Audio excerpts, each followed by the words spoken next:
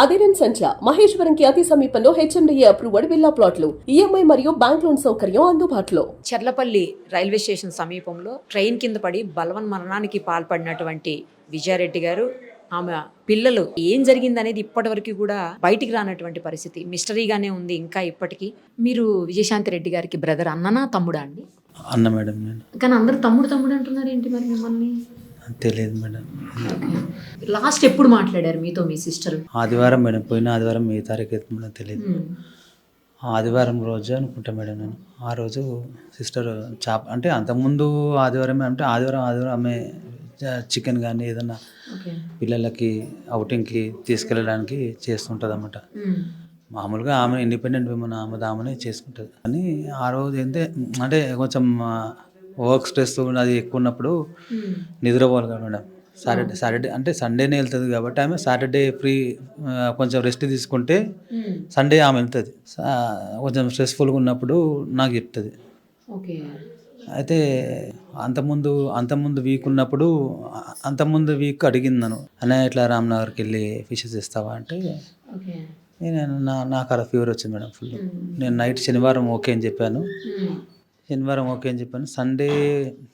Sunday morning వచ్చేసరికి యాక్చువల్గా 5కి వెళ్ళిపోవాలి రామ్నగర్ గుడికి, ఎందుకంటే 7:30 వరకు ఇక్కడ ఉండాలి. ఆమె కుక్ చేసి 12కి అట్లా లేకుంటే 3కి అట్లా తీసుకుని వెళ్తుంది. పిల్లలకి కుక్ చేసి తీసుకెళ్తుంది మేడం అట్లా. అయితే ఆ రోజు నాకు ఫుల్ ఫీవర్ వచ్చింది. చూసుకునేసరికి టైం చూసుకునేసరికి 11 అయిపోయింది. ఈ పోయిన సండే కాకుండా అంతకుముందు పోయిన సండే మేడం అయిపోయింది. అయితే మళ్ళీ మెసేజ్ పెట్టిన, సారీ రా నేను ఇట్లా పోలేకపోయినా, నెక్స్ట్ సండే షూర్గా తీసుకెళ్తా అని అన్నా. దాని తర్వాత రెస్పాండ్ ఏం కాలేదు, ఎందుకంటే వెళ్ళలేదు కదా అని ఆమె కూడా ఓకే అనుకుని సరే అయిపోయింది. తర్వాత మళ్ళీ నేనే అన్నా, నెక్స్ట్ సాటర్డే నేను వెళ్దాం అనుకుంటున్నా, తీసుకొద్దాం అనుకుంటానంటే సరే అని ఆమె 3000 రూపీస్ కొట్టింది. 3000 రూపీస్ కొట్టింది. ఆమె ఎవరు అది చేద్దాం మామూలుగా కదా మేడం, ఇప్పుడు ఒక రోజు 2 రోజులు కాదు కదా. అయితే నేను వెళ్ళి కొరమీన తీసుకురమ్మన్నది. కొరమీన అంటే 8 kgs ఏమో తీసుకున్నా. అవి 3300 3400 అయింది. 3000 పట్టిన 400 కటింగ్ ఏమో అయింది. తీసుకున్నా. నేను వేరే ఫిష్ తీసుకున్నా. నేను ఒక 8 kgs 9 kgs తీసుకున్నా మేడం. తీసుకొని ఇంటి దగ్గర ఇచ్చేసి నేను వెళ్ళిపోయినా మేడం. నేను అదే రోజు లాస్ట్. ఆమెకు టైం ఉంటుంది మేడం, ఉంటే ఆమెనే ఇంటికి వస్తుంది. మా బాబుకు ఎప్పుడు తీసుకున్న పెద్ద పెద్ద ప్యాకెట్స్ తీసుకుంటుంది మేడం, పిల్లలకు స్నాక్స్. మా బాబుకి, నా కోడలికి, మల్లునికి 3 ప్యాకెట్లు తీసుకుంటుంది డిమార్ట్లో. ఒక ప్యాకెట్ మా దగ్గర ఇస్తుంది, ఒక ప్యాకెట్ కోడలికి ఇస్తుంది, ఒక ప్యాకెట్ అల్లునికి ఇస్తుంది మేడం. ఇది ఎప్పుడు జరిగేదే, మంత్లీ అన్నా ఎప్పుడన్నా ఇస్తుంది మేడం. ఇచ్చి వెళ్ళిపోతుంది మేడం. ఇంటికి వస్తుంది ఆమె, ఎందుకంటే ఆమెకు టైం ఉండదు. మండే టు ఫ్రైడే తెలిసిందే, ఆమె టీమ్ లీడ్ కాబట్టి 13 to 14 hours వర్క్ చేస్తుంది. మిగతా టైం నిద్ర ఉనికి సరిపోదు. సాటర్డే అందులోనే కలిసిపోతుంది, నిద్రలోనే అటు ఇటు సరిపోతుంది, ఇంట్లో పనులు. సండే వెళ్ళిపోతుంది, చికెన్ తీసుకోవడము, కుక్ చేసుకోవడము, మళ్ళీ పిల్లల దగ్గరికి వెళ్ళిపోవడం. లేదు ఫ్రీగా ఉంది అనుకుంటే ఆమె ఇంటికి వచ్చి మమ్మల్ని కలిసి మాట్లాడుతుంటుంది మేడం. అది జరిగింది మేడం. అంతే. అంటే ముందు అది నా ఫ్రెండ్స్ సర్కిల్లో వాళ్ళు చెప్పింది ఏంటంటే, నీ మీద అట్లా అదే నీకే అంటే కదా లాస్ట్ కాల్ మాట్లాడిందన్న ఒకరు అన్నారు, ఇంకోటి అన్నారు. లేదా మేడం, అనడం మాత్రం మేడం, అనడం ఏదో ఎందులో వస్తుందంట, ఒకసారి రిఫర్ చేయన్నా, ఒకసారి చూడన్నా నిజమేనా అంటే, లేదా నాతో మాట్లాడితే సంతోషమే, నేనే కాపాడుకున్నట్టు. మాట్లాడలేదు చేయలేదనే కదా నా బాధ.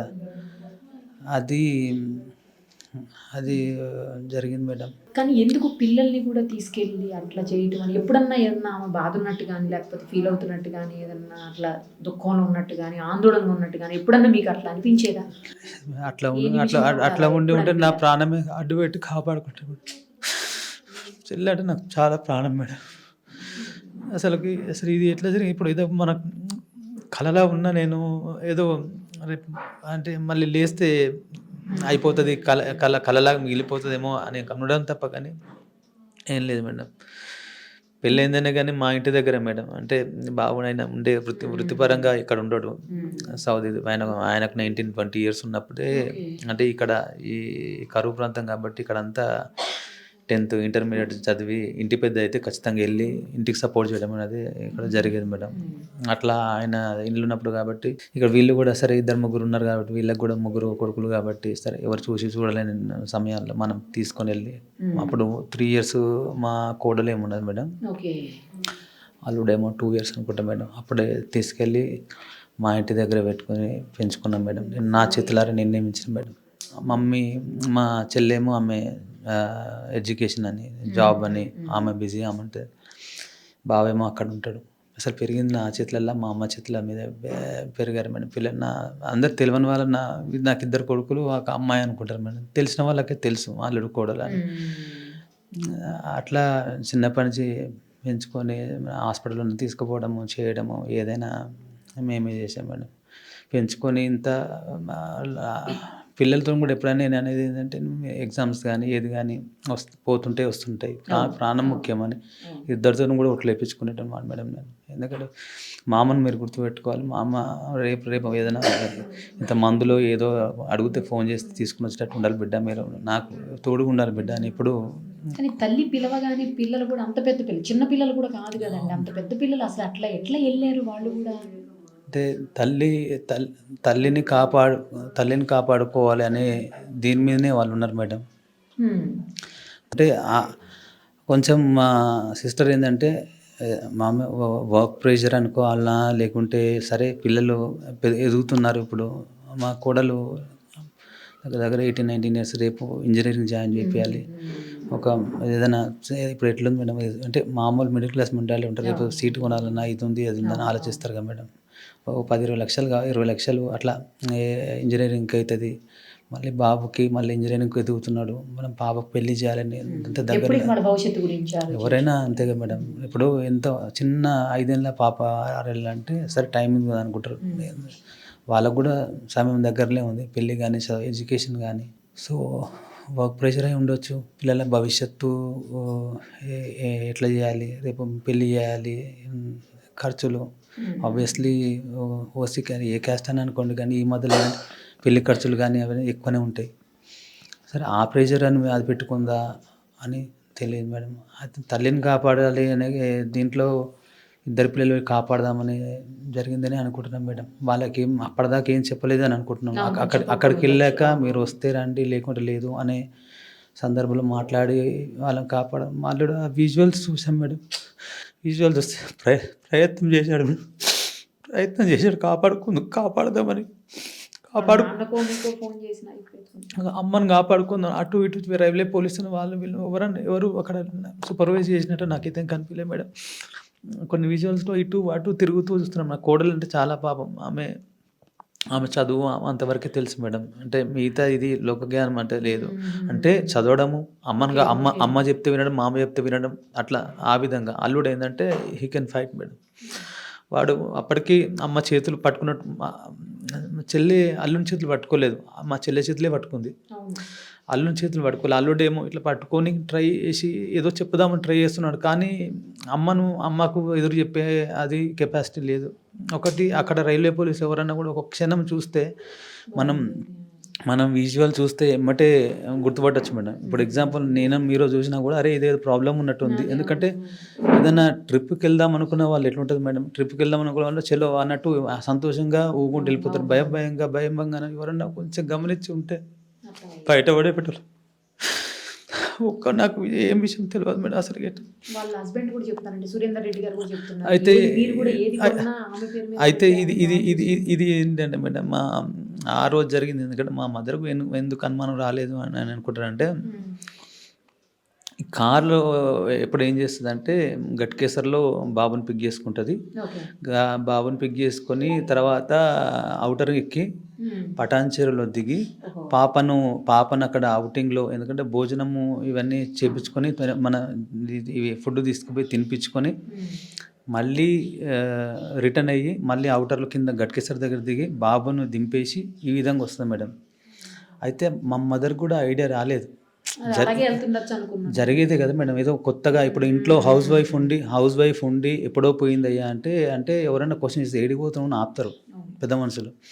ఎప్పుడు జరిగేదే కదా, కరెక్టే కదా అని అనుకుంది అని ఈ విధంగా చేస్తాను. కారు కూడా నా దగ్గరే ఉండేది మేడం యాక్చువల్గా. కారు నా దగ్గర ఉండదు కానీ 6 months ఒక 4-5 months ఏమో అవుతుంది తీసుకొని నేర్చుకుంటాను. ఎల్బోర్డ్ పెట్టింది, నేను కొన్ని రోజులు నేర్పించిన, ఆమె కొన్ని రోజులు నేర్చుకుని పికప్ అయింది. ఎవరైనా ఏమనుకుంటారు మేడం, ఇప్పుడు బండి మీద అంతకుముందు బండి మీదనే పోయేది, అవుటర్ మీద ఎక్కకుండా బండి మీద పోయేది. సరే కార్ ఉంది, కార్ అవైలబిలిటీ ఉంది కదా, తీసుకుపోతుంది, సంతోషం, కంఫర్ట్ లెవెల్ పెరిగింది కదా. నాకేం అవసరం మేడం, మా బాబుకి బస్సు ఇంటి దగ్గరే వస్తుంది, ఎక్కుతాడు పోతాడు, నాకు ఎప్పుడైనా కావాలంటే నేను తీసుకుందాం అనుకున్నా. సరే నా అవసరపడ్డ వాళ్ళ కారు వీళ్ళ కారు అది తీసుకున్నాను. ఎందుకంటే ఆమె దగ్గర ఉన్నాక మనం మళ్ళీ అడిగి తీసుకోవడం ఎందుకు అని. సండే కాగానే మళ్ళీ వెళ్ళాలి కదా. మన కోడల దగ్గరికి అయితే లేడీస్ గర్ల్స్ కాబట్టి ఈమె వెళ్తే కొంచెం ఫ్రీగా ఉంటుంది అక్కడ. మనం వెళ్తే మళ్ళీ అక్కడ ఉన్న వాళ్ళకు కూడా ఇబ్బంది. అందుకని ఈమె అంటే కొంచెం రూమ్లో కూడా వెళ్ళి రావచ్చు, ఆ వెసులుబాటు ఉంటుంది. మనం వెళ్ళినా కూడా అక్కడ ఆ పని మనం చేయలేము కాబట్టి నేను ఇక్కడికి వెళ్తాను సండే మాల్ దగ్గరికి వెళ్ళి సండే స్వీట్స్ అవి తీసుకొని తినిపించుకొని మోటివేట్ చేసుకుని వచ్చేవాడిని మేడం. ఇట్లా జరిగేది మేడం. మీరు ఏది కొన్నా కూడా ఆవిడ పేరు మీదే పెట్టేవాళ్ళు అని చెప్పేసి మీ సెంటిమెంట్గా ఆవిడ పేరు మీద పెట్టేవాళ్ళు అని చెప్తున్నారు వాళ్ళ హస్బెండ్. అవును మేడం, నేను రియల్ ఎస్టేట్ చేస్తాను మేడం. చేస్తే ఏదైనా ప్రాపర్టీ ఉన్నా కూడా మా సిస్టర్ పేరు మీద పెడతాను మేడం. ఎందుకంటే మనకు ₹1 కలిసి వస్తుంది కానీ ఇక అందులో లాభం వచ్చిన కొన్న ఆమె దగ్గర నుంచే మేడం. కొన్న ఆమె దగ్గరికి వచ్చి ఆమె నేను కలిసి ఓనర్ దగ్గరికి వెళ్ళి డబ్బులు కడతాం. అమ్మిన ఆమెకే డబ్బులు కట్టిస్తాను. ఏదో మళ్ళీ నా దగ్గర డబ్బులు, మళ్ళీ ఆ కాగితాలు కూడా ఆమె దగ్గరనే ఉంటాయి మేడం. నేను తెచ్చుకొని ఇంట్లో పెట్టుకునేది కూడా ఉండదు. డబ్బులు కానీ ఏది కానీ రొటేషన్ అట్లనే జరుగుతుంటుంది అన్నమాట. మరి ఇంత బాగుంది మీ గురించి, ఎందుకు మీకు ఆమెకి ఏదో ప్రాపర్టీస్ ఇష్యూస్ అయినాయి, గొడవలు పడ్డారు, ఇంకా చాలా చాలా వినపడుతున్నాయి అది వింటుంటే? నాకు తెలియదు మేడం, అంటే ఏదో ఆమె ఏదో ఒక దాంట్లో వచ్చినట్టు విన్నా మేడం. నేను ఆమె కూడా తనకు ఫోన్ చేసింది మేడం. ఇప్పుడు బయట అంటే ఏం బయట ఇవ్వాలి మేడం అని చెప్పండి. నేను ఆమెను అడిగింది ఒకటే మేడం, ఊకే నన్ను హరాజ్ చేస్తుంది మేడం. ఆమె ఫోన్ చేసి మీరు బయట ఏంటంటే నేను ఒకటే అడిగిన, మీ ఇంట్లో మీ చెల్లె మీ అన్న చనిపోతే, 2 పిల్లలు చనిపోతే ఇదే విధంగా అడుగుతారా అని చెప్పిన. ఎందుకంటే ఎవరు లేరు, మీకు ఎవరు ఇన్ఫర్మేషన్ చెప్పేవారు లేరు, నన్ను అడుగు చెప్తాను. నీకు ఇంటిల్ల పాది చెప్తూనే ఉంటాను, నువ్వు కూడా చెప్పు అంటే అది హరాజ్ చేయడం తప్ప ఇంకోటి కాదు మేడం. ఆ బాధ అనేది వాళ్ళ ఇంట్లో జరిగితే అది తెలుస్తుంది మేడం. ఇన్ఫర్మేషన్ చెప్తూనే ఉన్నాం కదా మేడం ప్రతి ఒక్కటి. ఇందులో ఎక్కడన్నా మీకు ఎవరన్నా తప్పే ఆమె క్రియేట్ చేసుకున్నది మేడం. ఆమె క్రియేట్ చేసుకున్న తప్ప ఇంకోటి మేడం. నేను వైఫ్ చేతి మీద చూసానండి, అది మీ సిస్టర్ టాటూ మీ వైఫ్ చేతి మీద. అవును మేడం, అంత అన్యోన్యంగా ఉంటాం మేడం. మేము టిపికల్ మిడిల్ క్లాస్ మేడం. మేము ఏదో కోట్లు ఉన్నాం కాదు, ఏది ఉన్నది కాదు, ఉన్న రూపాయి ఏదో కష్టపడి అది డెవలప్ చేసుకుంటూ మనం ముందుకు వచ్చిన వాళ్ళం మేడం. అట్లా ఇంకోటో కాదు. మా బావ కానీ ఆయన జాబ్ ఓరియంటెడే. అది ఇల్లు ఈఎంఐ, ఆ ప్లాట్ మా మదర్ ఇచ్చింది. ప్లాట్లో కట్టుకున్నారు వాళ్ళు మంచిగా. నేను కట్నం కింద మనం ఇస్తాం కదా మేడం, కట్టుకున్నారు, చేసుకున్నారు, అది బాగుపడతారు. ఆయనకు వచ్చిన జీతము ఆమెకు వచ్చిన జీతం ఎంతో అది వాళ్ళకి తెలుసు. వీళ్ళిద్దరికి తెలియకుండా ఉండదు కదా మేడం. మధ్యలో లక్షలు కోట్లు పుట్టుకొని రావు కదా మేడం, వస్తాయా మేడం? రావు కదా. అట్లా పోలీసులు స్టేట్మెంట్ తీసుకున్నారండి మీది? నేనే వెళ్ళి ఇచ్చాను మేడం. నేనే వెళ్ళి అంటే 3-4 days అవుతుంది కదా, నేను మా మదర్ వెళ్ళి మన ధర్మం కూడా ఉంటుంది కదా, అసలు ఏంది తెలుసుకుని వెళ్ళి సార్తో డిఎస్పీ గారితో మాట్లాడి. ఇంకేమన్నా చెప్పారా అండి పోలీసులు ఇట్లా ఏం జరిగింది అనేది వాళ్ళ ఎంక్వైరీ ఏమన్నా? ఎందుకంటే ల్యాప్టాప్ ఫోన్ అడిగాము మేడం, అడిగాము ఇది లాస్ట్ టైం మెసేజ్ అనేది వస్తుంది సార్ అంటే, లేదు రెడ్డి గారు అది ఆమె తన టీమ్ లీడర్ మేడం. ఆమె నార్మల్ ఇక్కడ ఎట్లా ఆలోచిస్తున్నారంటే నార్మల్ విమెన్కి ఏదో మెసేజ్ వస్తే ఎవరైనా అంటే మన ఈ కమ్యూనిటీలో ఎట్లా ఉంటుందంటే, అది ఏదో మెసేజ్ వచ్చిందంటే ఆమె 14-15 మంది టీం వర్క్ చేసేటప్పుడు ఎట్లుంటుందంటే, నేను కూడా అంతకుముందు 3 years వర్క్ చేశాను ఐటీ ఫీల్డ్లో. మనం అప్డేట్ ఇవ్వాలి టీమ్ లీడర్కి, మనం అప్డేట్ ఇవ్వాలి. మనకు ఇచ్చిన టాస్క్ని అది అప్డేట్ ఇవ్వాలి. టీమ్ లీడర్కి ఏంటంటే టాస్క్ అసైన్ చేసేది, తనకి ఎన్నో పనులు ఉంటాయి, తనకు 1,00,000 పనులు అంటే మీరు సబార్డినేట్ అప్డేట్ చేయాలి. మేడం ఏమైంది, ఇదేంది అదేందని, అది పార్ట్ ఆఫ్ ది జాబ్ జరుగుతుంటాయి మేడం. అంటే వాటిలో ఏమన్నా తెలిసినట్టు పోలీసులు లేదు, నేను అడిగాను, ఎంక్వైరీ చేసిన అంటే దట్ ఈస్ నథింగ్ రెడ్డి గారు, అది వి ఎంక్వైర్డ్ సమ్ ఫ్యూ పీపుల్, అందులో ఏం లేదు అని చెప్పారు మేడం. అది నేను అడిగాను మేడం. ఇంకెన్ని రోజులకు తెలుస్తుందో అసలు ఏంటనేది. అదే $100 క్వశ్చన్ లాగా మిగిలిపోయింది మేడం. అది చూస్తున్నాం మేడం, అది ఏం జరిగింది. ఇప్పుడు మీ బావగారికి మీరే ధైర్యం అంతేగా మేడం, ఒకరికొకరు అన్నట్టే ఉన్నది. కానీ ఉన్నది ధైర్యం అంతా కోల్పోయాను మేడం. ఆయన కానీ నేను కానీ ఎవరికి ఎవరు లేకుండా అన్నట్టు అయిపోయింది మేడం.